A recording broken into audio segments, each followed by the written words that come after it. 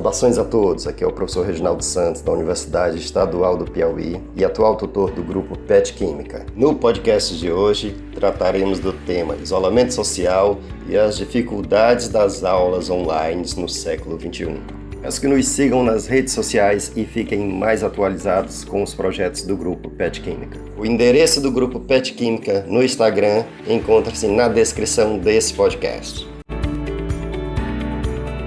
No podcast de hoje, trataremos sobre o tema isolamento social e as dificuldades das aulas online no século XXI. Nossa entrevista de hoje é com a professora Eliane Maria Viana de Figueiredo Pierotti. A professora Eliane Pierotti possui graduação em Pedagogia pela Universidade Federal do Piauí. Tem especialização em Psicopedagogia Clínica e Institucional, formação em Sociopsicomotricidade e mestrado em Educação pela Universidade Federal do Piauí. É doutora em Educação pela Universidade Federal do Ceará, na linha de Educação, Currículo e Ensino, no eixo Formação de Professores. Foi pró-reitora adjunta de Ensino de Graduação da Universidade Estadual do Piauí e é professora adjunta dessa instituição. Atualmente, a professora Eliane exerce a função de pró-reitora de Extensão, Assuntos Estudantis e Comunitários da Universidade Estadual do Piauí. Também é pesquisadora do Núcleo de Estudos, Extensão e Pesquisas Educacionais, NEP-UESP. Em sua linha de atuação e pesquisa, a professora Eliane Pierotti tem experiência na área de educação, com ênfase no processo de ensino-aprendizagem, atuando principalmente nos seguintes temas: formação inicial e continuada de professores, sentido e significado de aprendizagem. É com a professora Eliane Pierotti a nossa entrevista de hoje. Para iniciar, professora Eliane Pierotti, eu gostaria de agradecer a sua disponibilidade em participar conosco desse projeto do Grupo PET Química e estar conosco nessa entrevista. É um prazer conversar com o professor Reginaldo, que tão bem conduz o programa PET Química da UESP, e eu tenho o prazer em acompanhar já há alguns anos esse trabalho. O primeiro questionamento é como os professores estão conseguindo se reinventar nessa nova modalidade de sala de aula. Existem estudos, cursos ou formação que possam ajudá-los nesse momento? A pandemia surpreendeu a todos nós, não é? Mas eu costumo dizer que o ser humano tem uma capacidade incrível de criar e de se reinventar. Então, para amenizar os prejuízos causados pela pandemia do novo coronavírus, o MEC autorizou a substituição de disciplinas presenciais por aulas que utilizem meios e tecnologias de informação e comunicação em cursos que já estavam em andamento. Então, desde o dia 18 de março, foi a data da publicação dessa medida, as escolas e os professores passaram a avaliar o seu papel e, de certa forma, constataram que não estavam preparados para isso, né? No entanto, todos passaram a buscar alternativas, oferecer curso aos professores, no caso as escolas, né? E os próprios professores passaram a buscar alternativas criativas com o uso da tecnologia para atender às necessidades da nova realidade do contexto escolar. Então, o professor que necessita ou necessita fazer uso da tecnologia e implantar o ensino remoto, eu acredito que, em acordo com a escola, claro, ele pode fazer uso de plataformas gratuitas, pode acionar várias ferramentas do Google, lançar mão de vídeos, tutoriais, entre outras ferramentas. Que as aulas online deixam as crianças e os pais tão cansados, mesmo tendo, geralmente, um tempo de videoaula mais curto do que as aulas presenciais. Como eu falei, tudo passou a ser muito diferente do cotidiano escolar, tanto para os pais quanto para as crianças. A criação de uma nova rotina pode, de certa forma, afetar com o lado emocional dos pais, né? Caso não haja, principalmente não haja aceitação dessa nova realidade, né? Que é o de ficar em casa e se adaptar em casa com a realidade que a gente está vivendo. Então, se o estilo de aprendizagem da criança não é visual, por exemplo, cada criança tem um estilo de aprendizagem. Então, se não é visual, por exemplo, as videoaulas, elas requerem um grau de atenção, de concentração e de envolvimento.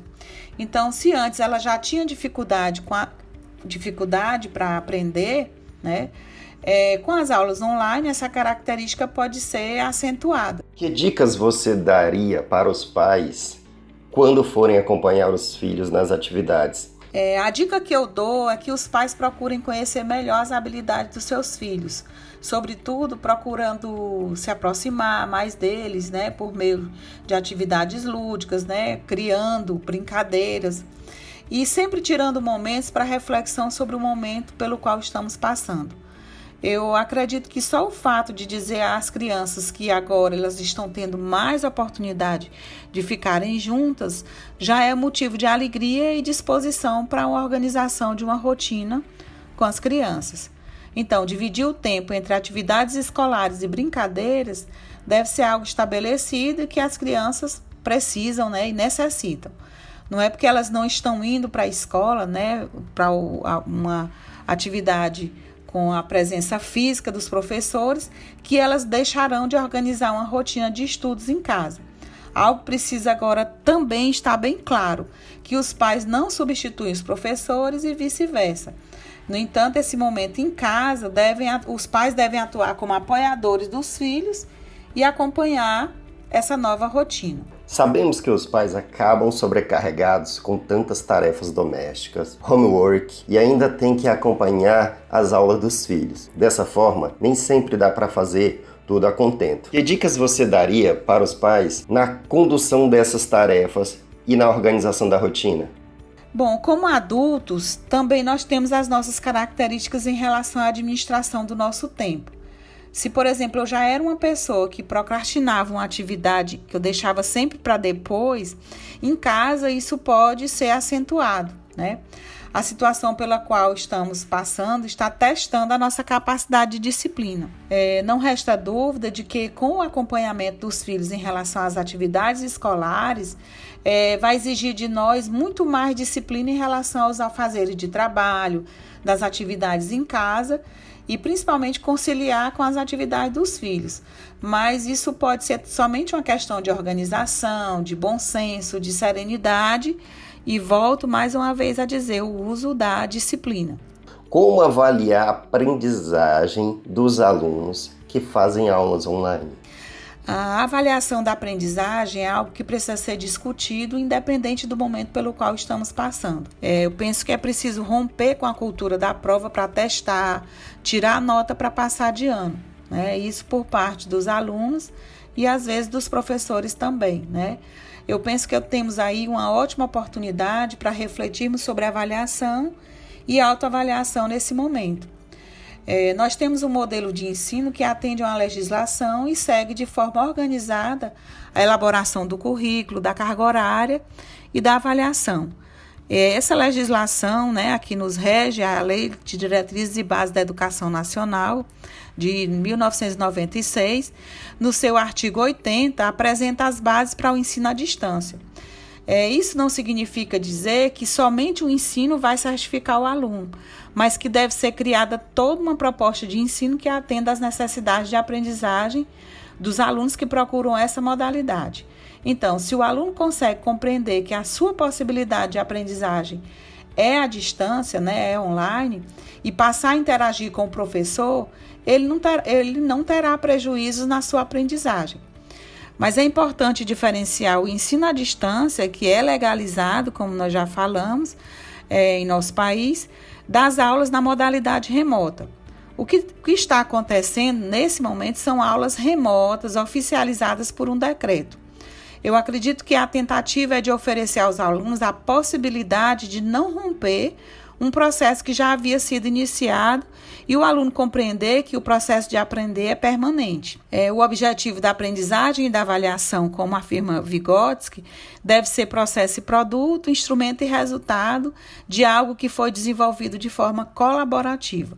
Então, nesse período, é preciso aprofundamento de estudos acerca da verdadeira função da aprendizagem e da avaliação. Bom, os relatos sobre experiências negativas com as aulas online atualmente são muitos. Isso sugere que nós, docentes e alunos, ainda não estamos preparados para essa modalidade de ensino. Onde está a falha nesse modo de ensino? Eu não sei dizer se um dia todos os professores estarão preparados para trabalhar nessa modalidade.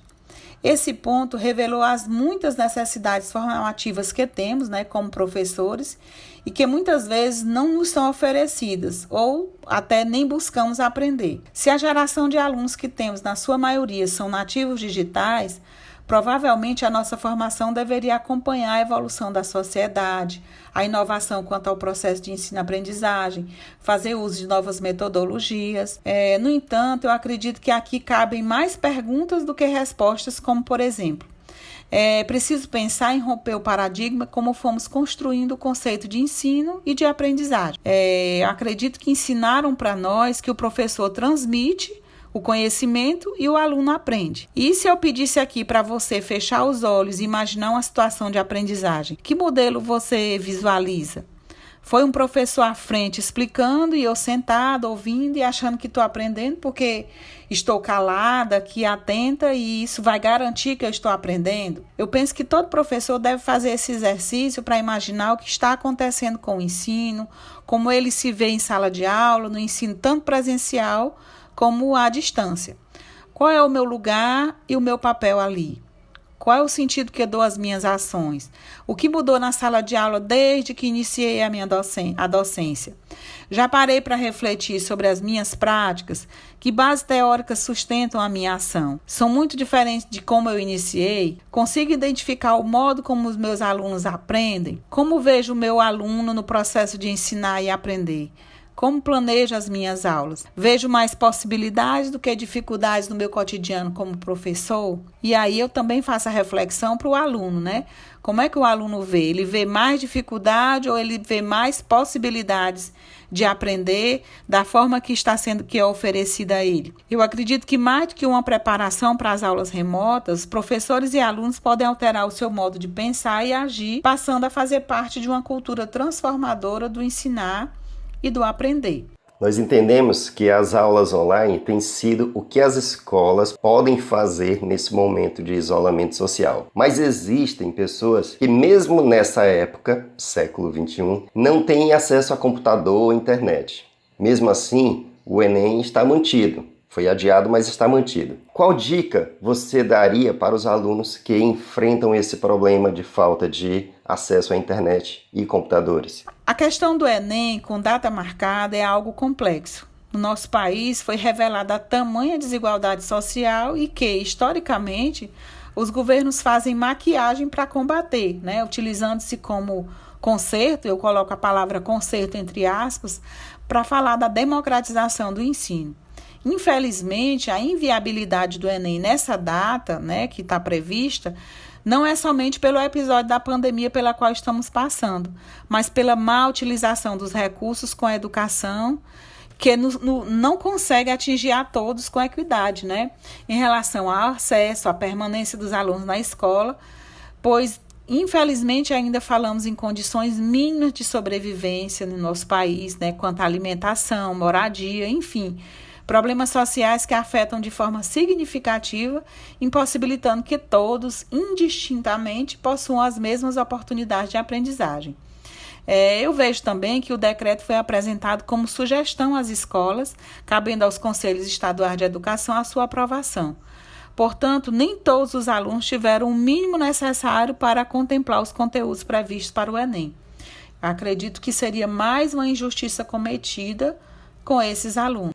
Em 2019, um artigo publicado pela revista Nova Escola já estimava que quase 15 mil crianças recebiam a educação escolar em casa, o chamado homeschooling. Você acha que depois desse período de isolamento e dessa experiência, essa modalidade poderá ganhar mais adeptos? A escola ela tem um papel fundamental na formação dos seus alunos. A Unesco traçou, né, há bastante tempo os 4 pilares considerados essenciais para que as crianças se desenvolvam cognitivo e socialmente. O primeiro deles é aprender a conhecer, que em todas as crianças devem ter o interesse real pela informação e prazer em aprender e se aprimorar constantemente. Isso implica em desenvolver o senso crítico e a curiosidade intelectual. O outro é aprender a fazer, porque além de compreender o conhecimento teórico, precisa colocá-lo em prática. Aprender a conviver, que está na possibilidade de estabelecer empatia, ou seja, se colocar no lugar do outro, o que implica na aprendizagem colaborativa. E o quarto e o último é o de aprender a ser, que é o desenvolvimento do sujeito como um todo, sendo capaz de agir com responsabilidade pelas suas ações. Então, nós podemos dizer que a tecnologia é uma ferramenta e os pais devem ser apoiadores, mas não podemos limitar somente em aprendizagem de conteúdos ou repasse de informações. O lugar da escola continuará sendo essencial, como espaço de aprendizagem, convivência e colaboração. E penso que o professor continuará tendo um papel imprescindível nesse processo. O de conseguir afetar o aluno com metodologias diversificadas, de fazer a relação do conhecimento científico com o nosso cotidiano e, sobretudo, suscitar o desejo do aluno de aprender sempre. O papel da família e da escola são definidos e diferenciados. E eu acredito que a nossa cultura está muito longe de implantar essa modalidade de ensino. A escola e os professores estarão mais vivos do que nunca, na minha opinião. Bom, professora Eliane Pierotti, gostaríamos muito de agradecer a sua participação e a sua disponibilidade em estar conosco nessa entrevista. Muito obrigado. Além de agradecer mais uma vez o convite, eu gostaria de dizer sobre a importância de filtrarmos aquilo que vemos e ouvimos, Todos nós, nesse momento, nos achamos no direito de passar o que deve ou não deve ser feito. Nós não temos como passar regras, mas refletirmos juntos sobre o nosso real papel, como professores, como alunos, e, sobretudo, qual é a contribuição que nós podemos oferecer à sociedade nesse momento. Então, eu coloco-me à disposição mais uma vez para dúvidas ou qualquer esclarecimento que tenha deixado alguma dúvida. Então, muito obrigada mais uma vez pelo convite e pela oportunidade. Bom, pessoal, esse foi mais um podcast com a professora Eliane Pierotti e o tema Isolamento Social e as Dificuldades das Aulas Online no século XXI. Pedimos que se inscrevam no canal do Grupo PET e procurem nossos projetos nas redes sociais. Um grande abraço a todos e até o próximo podcast.